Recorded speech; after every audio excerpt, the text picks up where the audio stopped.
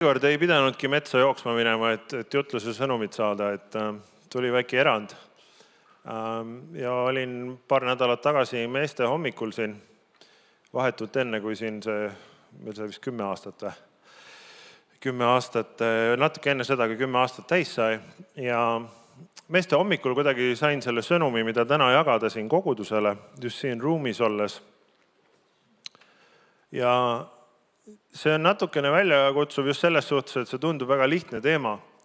Aga ma palun, et hoia oma nagu süda selle teemaga kaasas, sest siin on midagi, mida mitte ainult meelde tuletada, aga midagi, mida Jumal tahab, mille peale Jumal tahab oma sõrme täna panna. Ja see teema on seotud justkui sellega, et miks me kirikus käime. See on natuke tagurpidine, et te võtsite vaeva ja tulite kirikusse ja nüüd kuulete, miks te kirikusse tulite. Aga tegelikult sellest veel kaugemale just sellest, kuidas me räägime sellest teistele, kuidas me kirikus või miks me kirikus käime. Et see on tegelikult nagu selline evangelismi teema lõpuks. Aga ma praegu lasen selle drooni nii-öelda sinna kuskile atmosfääri või stratosfääri ja zoomin nagu välja ja vaatame natuke kaugemalt seda, et kuidas läbi ajaloo üldse Jumala rahvas on kogunenud ja mille peale on rõhk, kui Jumala rahvas koguneb. Allan Kroll on toonud sellise huvitava võrdluse, et kui me vaatame kirikutele otsa, et kuidas Jumala teenistusi peetakse, siis me näeme nagu juudi kultuurist justkui kaasa tulnuna 2 sellist põhiväljendust. Mõned kirikud on justkui nagu sünagoogid, mis on sellised Jumala sõnakesksed ja seal on see Toora, meil on piibel, seaduse raamat, me loeme seda, arutame selle üle nii edasi, vahepeal on ka paar laulu võib-olla. Ja siis on kirikud, mis on rohkem nagu templid, et seal toimetavad preestrid, seal on väga vabakiriklikus vaates nagu suur atribuutika, millest me midagi aru ei saa. Nende vaates seal on nii palju elemente ja sümboleid ja sellist tähenduslikke objekte, mis kõik annavad edasi evangeeliumi ja Jumala sõna sõnumit.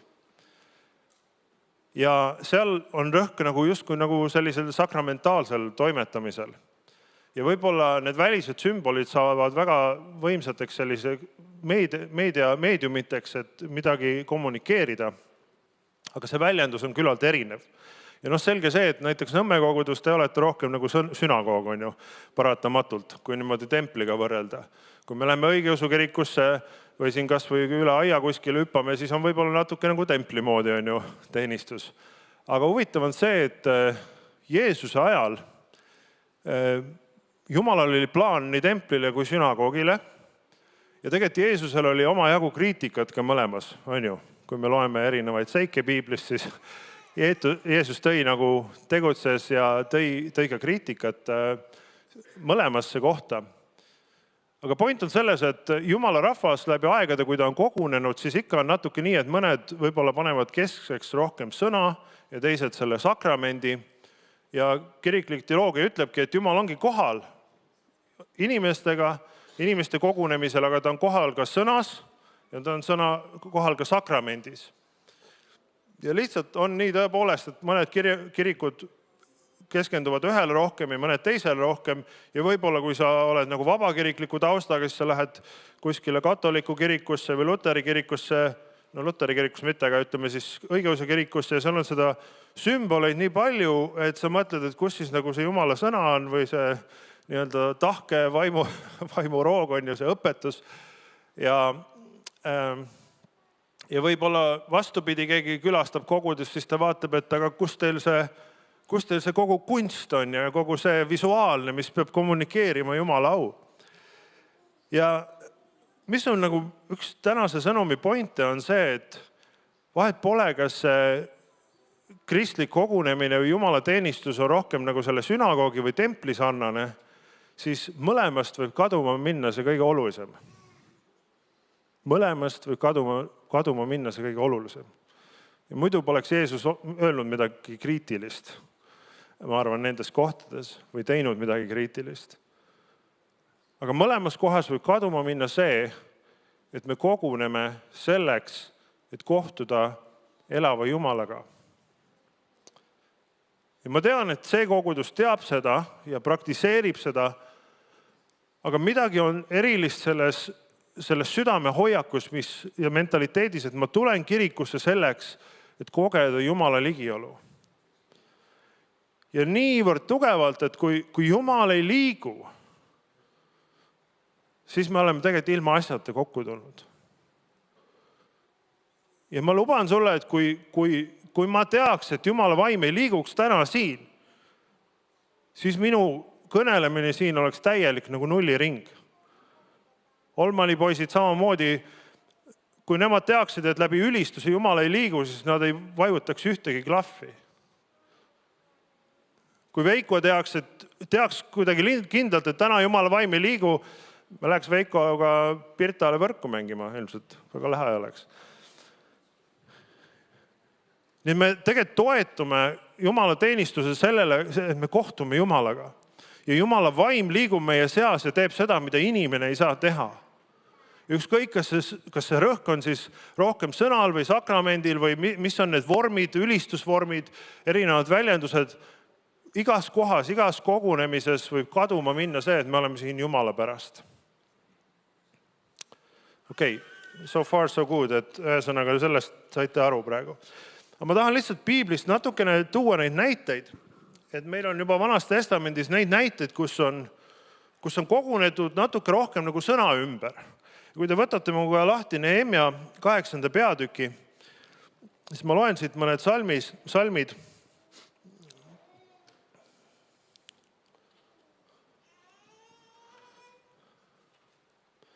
Ja Nehemia 8. peatükk ütleb nii, et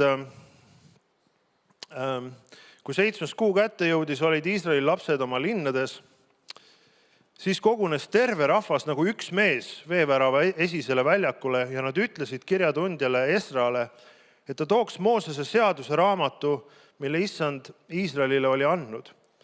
Ja preester Esra tõi seaduse koguduse ette, nii hästi meeste kui naiste ette ja kõigi ette, kes mõistsid kuulata 7. kuu 1. päeval. Ja ta luges seda vesiväärava esisel väljakul Koidust keskpäevani. Nüüd, kui täna pikaks läheb, siis ärge süüdistage. Koidust keskpäevani meeste ja naiste ning arusaajate ees ja kogu rahva tähelepanu oli suunatud, millele seaduse raamatule. Ja Esra kirjatundja seisis puust laval ja siin loetletakse meile pikk nimekiri, kes seal kõik kohal olid, mis on ajalooliselt päris oluline. Ma hüppan 5. salmi ja Esra avas raamatu kogu rahva nähes, sest ta seisis kõrgemal kui kõik muu rahvas. Näete seda Jumala sõna üles tõstmist, on ju. Ta seisis kõrgemal kui muu rahvas. Ja kui ta selle avas, tõusis kogu rahvas püsti. Ka midagi tuttavat, on ju. Ja Esra kiitis issandat, me oleme ka kiitnud täna, suurt Jumalat ja kogu rahvas vastas käsi tõstes aamen, aamen. Ja nad põlvitasid ning heitsid issanda ette silmili maha. Ja hiljem me loeme siin 8. salm ja nad lugesid raamatut Jumala seadus peatükkide kaupa ja andsid seletust. Siin on jutlus, on ju, nad seletavad, eksegeesivad. Nõnda, et loetust aru saadi ja Nehemia, kes oli maavalitseja ja preester Esra, kirjatundja ja leviidid, kes rahvast õpetasid, nüüd siin on see õpetus, ütlesid kogu rahvale, see päev on pühitsetud issandale teie Jumalale. Ärge leinake, ärge nutke, sest kogu rahvas nuttis, kui nad seaduse sõnu kuulsid. Okei, see on selgelt Jumala rahva kogunemine, keskmes on Jumala sõna, on ju, olete nõus. Selle lugemine, selgitamine, õpetamine, aga siis ka see, et ma julgeks öelda, et Jumala vaim puudutab inimesi. Nõnda me loeme, et nad seidavad silmil maha, nad kogevad Jumala au ja nad nutavad. Ja mõni ütleb, et lihtsalt nad nutavad seda, on ju, et nad lugesid, mis seaduses öeldakse, ja nad said aru, et nad on valesti teinud ja nad parandavad meelt. Ja see on õige, aga patutunnetust ei tule ilma püha vaimuta. Nüüd Jumala vaim on seal, ta puudutab, siin on selline sisemine töö ja ka sellised vaimuilmingud läbi selle, et kuidas rahvas reageerib. Vaatame nüüd natuke templikirja kohta. Sorry, et täna selline piiblitund tuleb. Tegelikult ma ei vabanda, nemad lugesid Koidust kuni keskpäevani. Ja lähme korraks ajaraamatusse, teise ajaraamatusse 7. peatükk. See lugu on ka Esimese kuningate 8. peatükis natuke lühemalt kirjas. Aga ajaraamat, kuna see on nagu preestrite poolt kirja pandud ilmselt, siis templi asju selgitatakse pikemalt. Et ajaraamat 7. peatükk ja siin on, kui Saalomon on ehitanud issandale templi ja pikad palved teinud, see on eelmine peatükk, siis siin on nüüd see reaktsioon ja mis Jumal teeb selle peale, kui templit sisse õnnistada. Et 7. peatükk ja Saalomon kui Saalomon oli oma palve lõpetanud, siis tuli taevast tuli ja põletas põletusohvri ja tapaohvrid ja issanda auhiilgus täitis koja. Amen. Ja preestrid ei võinud minna issanda kotta, sest issanda auhiilgus oli täitnud issanda koja ja kui kõik Iisraeli lapsed nägid, kuidas tuli alla tuli ja issanda auhiilgus oli koja kohal, siis heitsid nad silmili maha kivi põrandale. Kummardasid ja tänasid issandat, et tema on hea ja tema heldus kestab igavesti. Kas te näete midagi sarnast nendes kahes pildis? Üks on nagu sõna ümber kogunemine, teine on sellise templiteenistuse ümber kogunemine ja mõlemal puhul rahvas heidab silmil maha. Ja on Jumala austus ja siin ütleb, et Jumala aupilv tuli ja täitis selle koja. Ilma selleta, et Jumala vaimu töö oleks kohal nendes kahes kokkutulemises, oleks need kokkutulemised täiesti mõttetud. Ilma selleta, et Jumal on kohal. Amen. Ja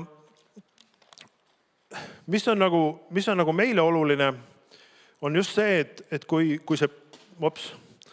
põhiasi on Jumala ligiolu ja see, et Jumal on kohal ja kuidas Jumal liigub meie seas, siis on natuke vähem tähtis see, et kuivõrd need ülistusviisid on nüüd sellist välissümboolikat täis või sakramentaalset osa ja kui palju seal mitu tundi me nüüd täpselt selle sõna peale või lugemiste peale paneme, sest tähelepanu on Jumala peal. Ja tähelepanu on selle peale, et Jumal teeb siin meie keskel midagi. Ja sellepärast, kui meie näiteks sellises vabakiriklikumas vormis, mis on rohkem jällegi natuke nagu selline sünagoogilikum, kui meie näiteks siin kedagi õnnitleme või plaksutame, siis ka sellistel hetkedel me peame nagu aduma, et see austus kuulub ikka Jumalale. Panite tähele, et kui teenistuse alguses Veiko ütles, et tal sai 10 aastat täis, me plaksutasime, meil on hea meel. Ja siis Veiko ütles, et see aplaus kuulub Jumalale. Miks see oluline on? Sellepärast, et Jumala kuningriigis ka see austus, mis tuleb nagu ligimise suunas, tuleb sinna Jumala pärast. Jeesus ütles mäejutuses, et laske siis see valgus paista eneses nii, et inimesed nähes teie häid tegusid, aplodeeriksid teid.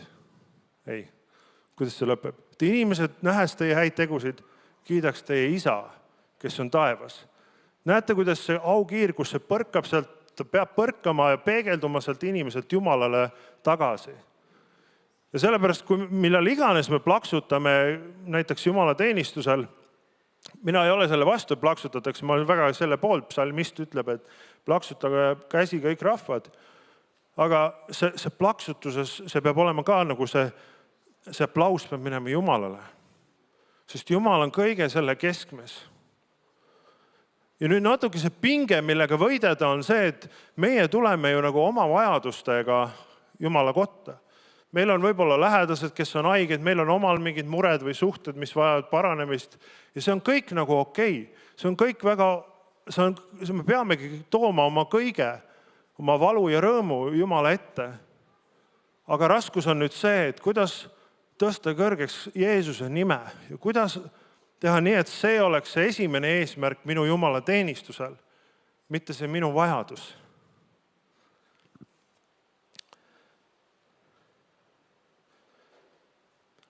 Jumala vaim, kui ta tuleb kohale, siis tal on teatud agenda. Ta saadab korda isa tahtmist, aga see tahtmine on ka, ma arvan, igal Jumala teenistusel natuke spetsiifiline. Ja kui te võtate lahti näiteks Luuka evangeeliumi 5. peatükist, siis ma loen siit 17. salmist, siis siin peab natuke kreeka keelt õpetama, sest tõlge võib-olla ei kanna kõike seda nagu üle. Aga Luuka 5.17 ütleb nii. Ja ühel päeval, kui Jeesus oli õpetamas, istus seal ka varisere ja seaduse tundjad, kes olid tulnud kõigist Galilea ja Juudamaa küladest ja Jeruusalemmast. Ja vaadake nüüd seda lauset seal. Ja issanda vägi oli Jeesuse peal haigete tervendamiseks. Siin te näete seda, et pühavaimu väel on mingisugune konkreetne agenda, mingisugune kava, mingisugune eesmärk selleks kokku tulemiseks siin. Ja tegelikult kreeka keeles seda sõna Jeesuse nime seal ei ole. See põhimõtteliselt võib ka tõlkida seda niimoodi, et pühavaimu või tähendab issanda vägi oli seal sulgudes paigas selleks, et teha imesid. Või tähendab, et teha terveks, vabandust. Aga võib ka nii tõlkida, et ta oli seal paigas selle jaoks, ta oli Jeesuse pärast või Jeesuse jaoks seal paigas, oleneb nagu grammatiliselt. Aga kui te näiteks vaatate teisi tõlkeid inglise keeles, siis mõni on võtnud selle ja lihtsalt, et Jumala vägi oli seal või issanda vägi oli selles paigas selleks, et terveks teha. Vaadake, kui huvitav, et Jumala väel on endal mingisugune eesmärk, et midagi konkreetset teha ühes paigas.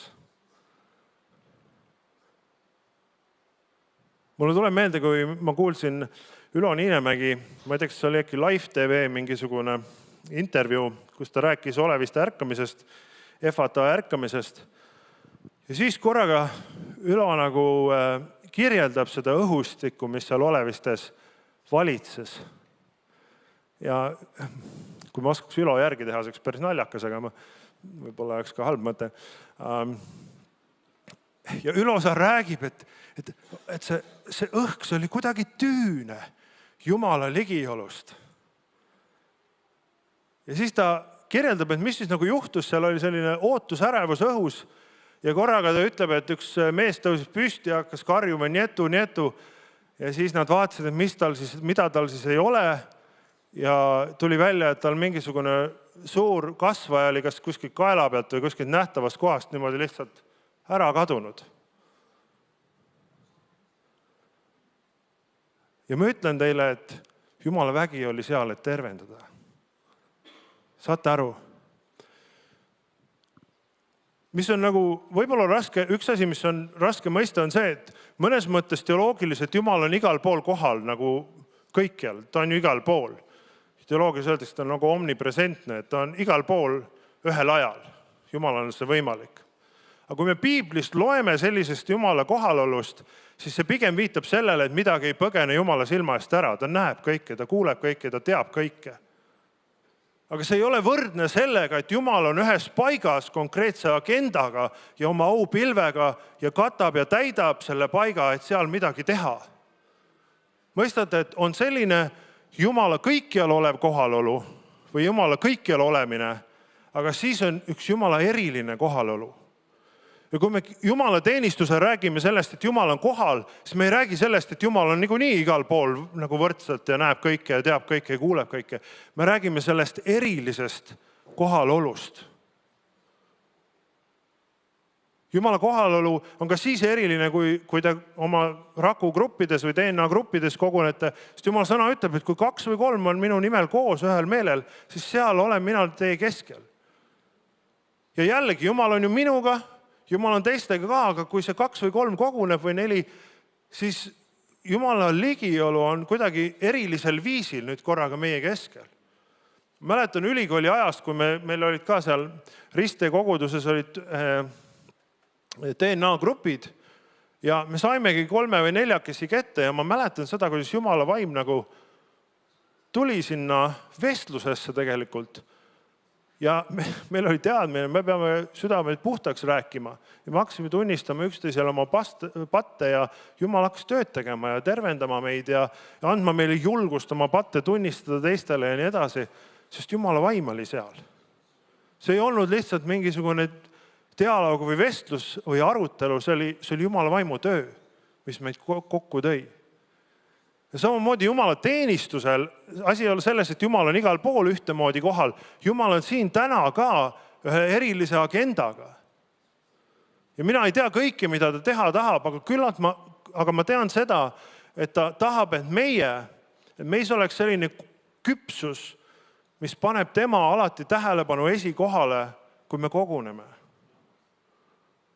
Ja vaadake, see inimene, kes tuleb võib-olla sinna oleviste ärkamisele ja kui tema tähelepanu on ainult enda peal, jah, võib-olla see ligiolu on nii tugev, et see võtab tema ka jalust. Aga ma pigem kaldun arvama, et see inimene, kelle tähelepanu on ainult oma nagu vajaduste peal, siis see hakkab ka selles kasvaja kadumises võib-olla nägema mingist sellist teatrit või show'd või inimlikku, sest tema fookus on nagu selle liha peal või selle peal, mis toimub lihalikus sfääris. Saate aru, mis ma mõtlen? Ma olin mõned aastad tagasi Ameerikas ühes suures koguduses ja seal olid sellised õhtused äratusteenistused ja seal oli vahepeal juhtunud ka niimoodi, et Jumala aupilv tuli kohale kuidagi nagu sellise kullapuru või sellise nagu midagi nagu sätendas õhus, ütleme siis niimoodi. Ja ma läksin ka õhtul sellele teenistusele ja see oli ka selline sõnakestne kogunemine, et jutlus ja ülistus ja siis korraga ma vaatan, et see jutlustaja jääb nagu väga vaikseks. Ja ta ei ütle mitte midagi. Ja meil on kõigil selline nagu ootusärevus. Ja siis tõepoolest see Jumala aupilv tuli uuesti. Seal ta tuli just sellisel kujul, et jah, see oli tõesti nagu mingisugune kullapuru või selline sätendav nagu õhus sätendav selline, ma ei tea, mass või. Aga kui see juhtus, siis ma mäletan ka seda, et huvitaval kombel korraga see tähelepanu ei olnud sellel kullapurul. Kui ma vaatasin inimesi nagu enda ümber ja kui ma ka ise mõtlesin, mis ma tunnetasin, siis me kõik lihtsalt lasime ennast silmili maha. Sest see tähelepanu oli sellel nagu Jumala kartuse vaimul, mis tuli sinna. Mõistate, et see neid nagu väliseid märke võib olla erinevaid või neid vorme, kuidas, mis viisil Jumal otsustab nagu enda kohalolu teatavaks teha. Aga fakt on see, et ta oli seal mingil erilisel viisil. Ja meie reaktsioon oli see sama, me läksime silmili maha lihtsalt. Ja ma mäletan seda nagu seda Jumala kartuse sellist tunnetust seal ruumis sellel õhtul. Ja aeg läks nagu räägitakse ärkamisel, et lähed saali ja siis korraga on terve päev möödas ja sa arvasid, et oli 20 minutit, tegelikult 4 tundi olid seal on ju ja aeg läks võt niimoodi. Ja kui ma mõtlen nagu selle peale, et asi ei ole alati ka nendes tunnetes, mida me tunneme, aga kui õhus on nagu armastust, just eelkõige armastus Jumala vastu, siis need tunded tulevad järgi. Näidake mulle sellist abielupaari, kelle kohta te ütlete, et neil on nagu 120% tugev armastus, aga tunded on 0. Selle abielupaari elus võib selliseid päeva olla, kus need tunded lähevad sinna või siia või sinna, on ju. Võib-olla vahepeal 50%, vahepeal 120%, aga armastus on tugev nende vahel. Aga ära mulle seda ütle, et seal tundeid ei ole. Ja samamoodi nagu kui Jumala ligiolu, kui see on see, mida me igatseme ja see on see, mida me tahame kogeda Jumala teenistusel, siis alati meie tunded ei ole see mõõdupuu. Meie tunnetamine, nagu Paulus ütleb, on poolik, aga armastus on täiuslik. Tahan lugeda Kolossa kirjast ka teile, Kolossa kiri kolosslastele 3. peatükist. Ja siin on ka nagu kontekst selline Jumala rahva kokku tulemine. Ja vaadake, kui ilusasti Paulus ütleb 12. salmist. Rõivastage siis nagu Jumala valitud pühad ja armastatud südamliku kaastundega, lahkusega, alandlikkusega, tasadusega, pika meelega. Ja enne kui ma loen selle järgmise salmi, ma tahan öelda, et me tuleme esmalt kokku tema pärast. Jumala ligiolu ja see, et tema saaks liikuda. Aga teisena me ei tule ka veel enda pärast, me tuleme ligimese pärast. Vaadake kõiki neid kirjakohti läbi Piibli, kui on kokku tulemisest juttu. Kui palju nendest kirjakohtadest räägivad sinust või ühest inimesest, kes tuleb? Ma veel ikka otsin seda kirjakohta. Sest kui räägitakse nagu kokku tulemisest, see on esmalt Jumala auks, aga seal on juttu ka selle teise austamisest. Miks? Sellepärast, et mis tahes kristlik teema või jutluse teema, ta peab lõpuks taanduma kõige esimesele käsule. Armastada Jumalat kogu täiega ja siis ligimest nagu iseennast. Ja see iseennast tuleb seal nagu viimase kohana, aga see, et ligimene seisab siis seal. See on küll paljudes kirjakohtades oluline ja siin ka. Vaadake, kuidas Paulus edasi läheb. 11 taludes ja üksteisele andestades, kui kellelgi on teie vastu kaebust, nii nagu Issand teile on andeks andnud, nõnda tehke teiegi. Tuleme selle tüübi juurde tagasi, et kes tuleb justkui FATA ärkamisele sisse, vaatab, et inimesed seal kedagi ülistavad ja midagi nagu laulavad ja keegi väidab, et ta sai terveks. Jah, tal on raske, kui ta ei suuda Jumalale fokusseerida. Aga veel hullem on mõnes mõttes see, kui ta hakkab vaatama ringi, kes seal on ja mõtleb, et kuule, seal on see juhatuse liige, kes mulle eelmine nädal natukene teravalt ütles. Ja teate, meie nagu tänapäeva ühiskonnas valitseb selline, ma ütleksin, solvumiskultuur. Ja me pidevalt nagu mõõdame, et kes midagi minust natukene arvas või arvamata jättis või ütles või ütlemata jättis või liialt tähelepanu ei pööranud. Ja meil on nagu nii palju kanakitkuda üksteisega, vahel ka kirikus, et see hoiab meid Jumalale fokusseerimast ja Jumala teenistusele mõneti isegi tulemast.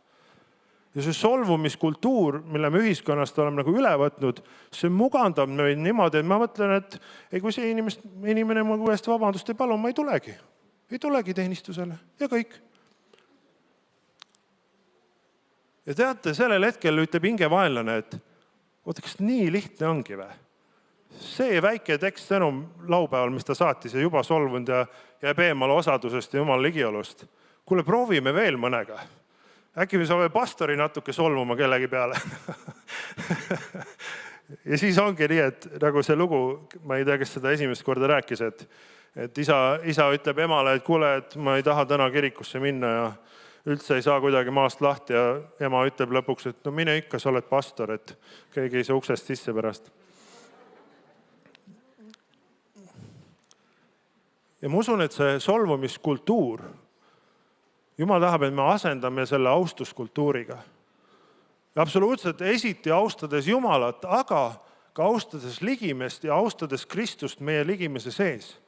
Austades seda Jumala näolisust, mis tegelikult ei ole isegi siis kaduma läinud, kui see inimene sulle halvasti on öelnud. Ta on ikkagi Jumala näo järgi tehtud, mõistate? Ta ikka kannab endas Jumala ligiolu. Lähme veel Rooma kirja. Ma nii kaua loen Piiblit, kui te mind uskuma hakkad. Rooma 12, ka väga samamoodi Pauluse sõnad siin Rooma kogudusele, kus olid omad kalad ja kaklused. Eriti juutide ja paganate vahel olid seal pinged.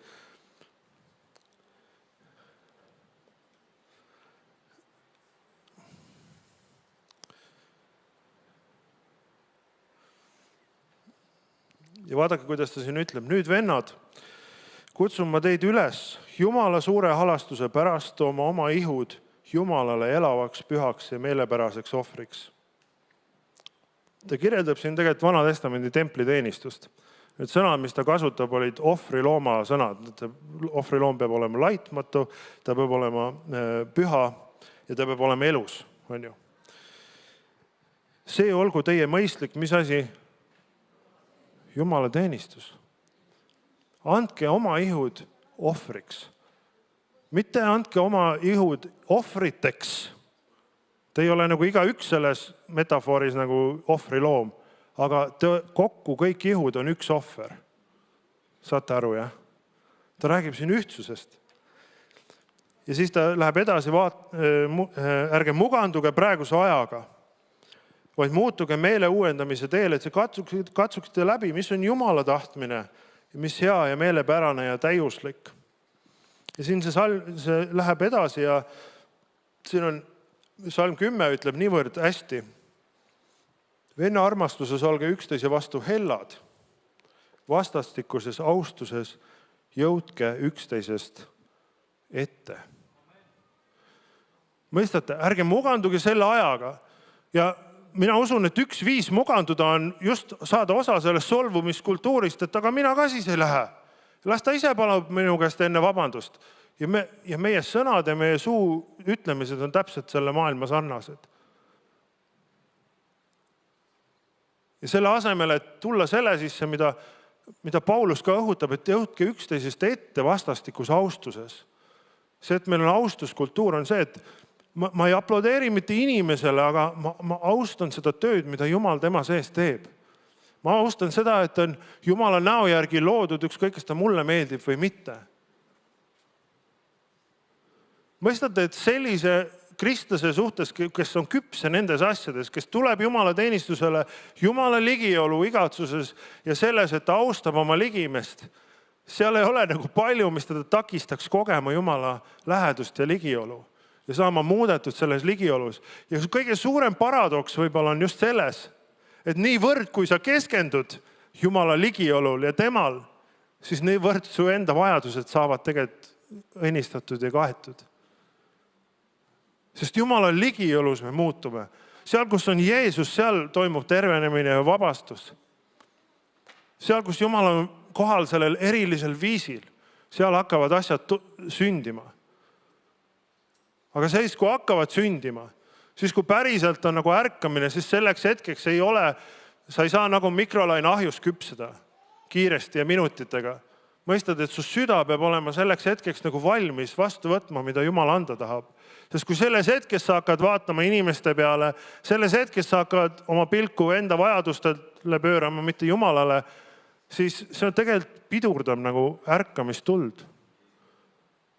Mõelge, kui absurd on mõelda Peetrusest, et selle asemel, et järve peale minna, kus Jeesus seisab ja hakata vee peal kõndima, Peetrus vaatab ümber hinge, kuidas nüüd Andres selle tormiga tuleb ja kui palju sellel vennal natukene siin midagi püksi tuli.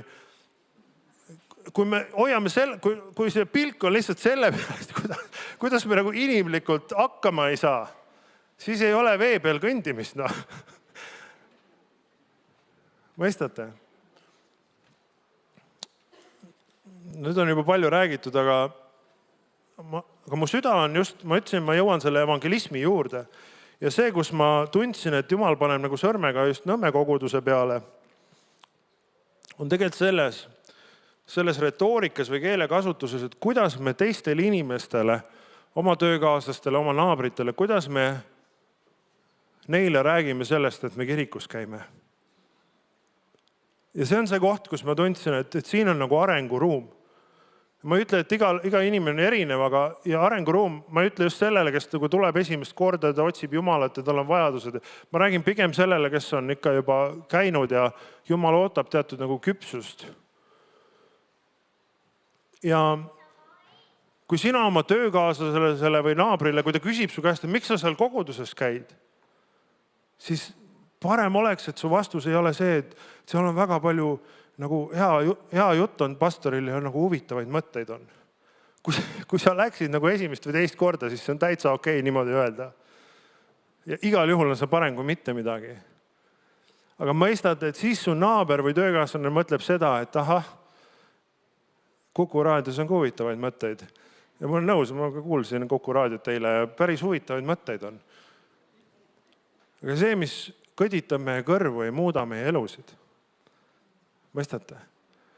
Ja see hetk, kui keegi küsib su käest, et miks sa kirikus käid, siis see on evangelismi võimalus. Ja see on võimalus näidata talle, et sinu tähelepanu on sellele, et Jumal on seal paigas. Ma lähen Jumalaga kohtuma.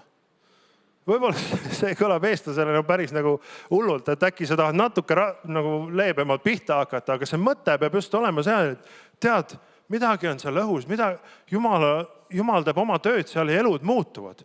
Tule ja kuula, kuidas elud muutuvad. Ja siin koguduses on piisavalt neid lugusid, kuidas elud muutuvad.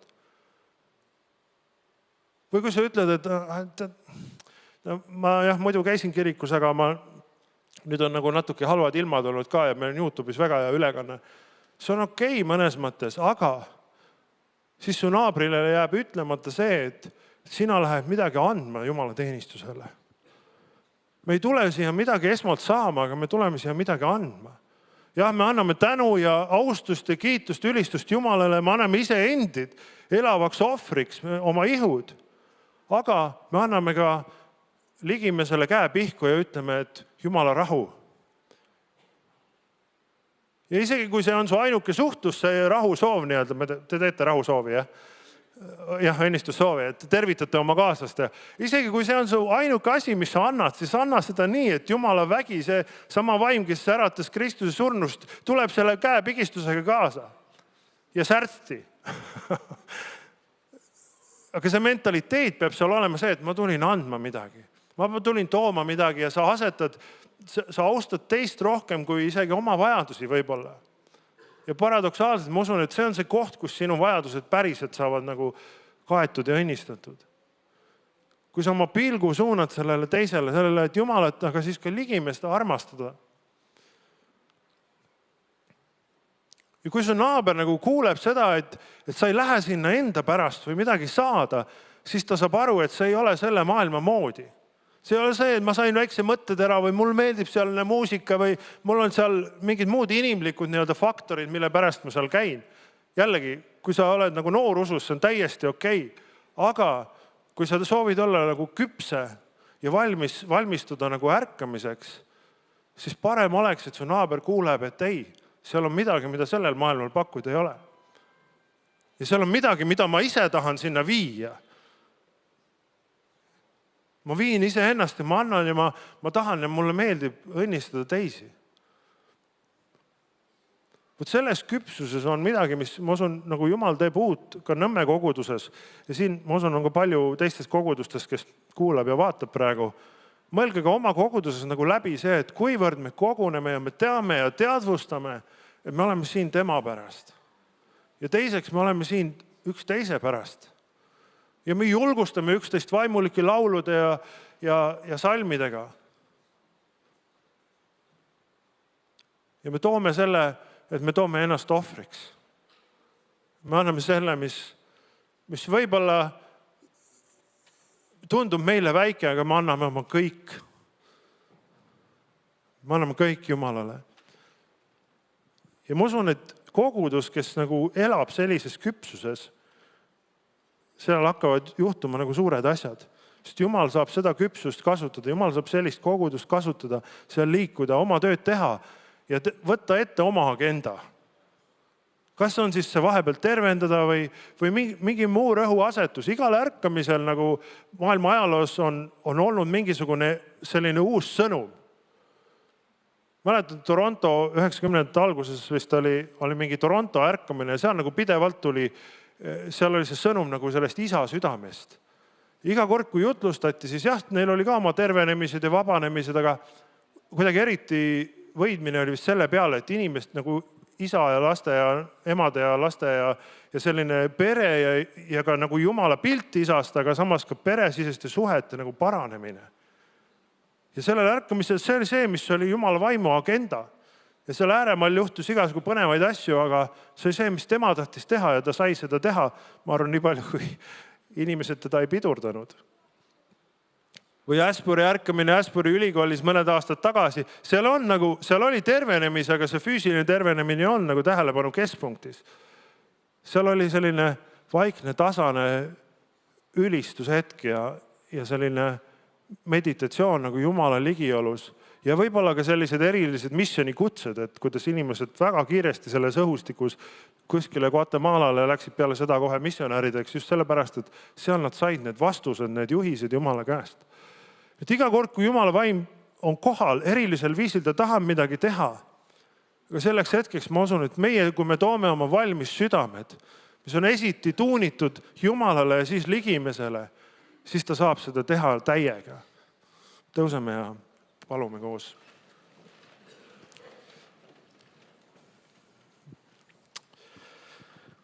Isa, aitäh selle koguduse eest, kus palju, mis ma jagasin, neil on juba praktikas ja teada, aga Jumal, ma palun nüüd selle järgmise sammu eest, et kui siit see sõnum, mis läheb nendele naabritele, töökaaslastele, inimestele, sugulastele, et miks rahvas käib koos. Ma palun, et nendes vastustes, nendes vestlustes tuleks välja Jumala vägi. Tuleks välja see, mis maailmast kuidagi välja ei tule. Jumal, tuleks välja see, mitte need inimlikud eid või jaad, miks me kuskile minema või minemata jätame, aga Jumal, tuleks välja sinu vaimutöö ja see, et sina liigud meie seas. Jumal, ma palun, et see tõmbaks inimesi. Ma palun, et see, isegi kui seda jagatakse, ma palun, et vaim sellel hetkel seal selles vestluses liiguks ja tõmbaks ja inimene saaks aru, et siin on midagi, ma tahan ka. Jumal, me oleme siin iga päev, võib-olla üritame kuidagi selle paganliku rahva keskel uurida, et kas keegi natukenegi tahaks päästetud saada. Aga issand, kui on ärkamine, siis tuleb rahvas meie juurde ja küsib, et mis ma pean tegema? Mis ma pean tegema, et saada päästetud? Jumal, me igatseme, et selline igatsus üldse tekiks meie rahva keskel. Aga Jumal, aita ka, et me ise oleks küpsed selleks ajaks andma vastust. Jumal, et me vastus sellel hetkel ei oleks, et ma käin kuskil, kus on huvitavad mõtted, aga Jumal, sa oled sina. Sinu ligielu, sinu vaim ja sinu poja vägi teeb midagi, mida see maailm anda ja teha ei saa. Ja vabastab koormatest, mida see maailm ei saa mitte kuidagi ära võtta. Tänan sind, et sa liigud ka selles koguduses siin. Palun, liigu ka selles sõnumis, selle kohta, mis toimub siin koguduses ja kõigis Eestimaa kogudustes. Jeesuse nimel, Isa auks ja Püha vaimu väes. Amen.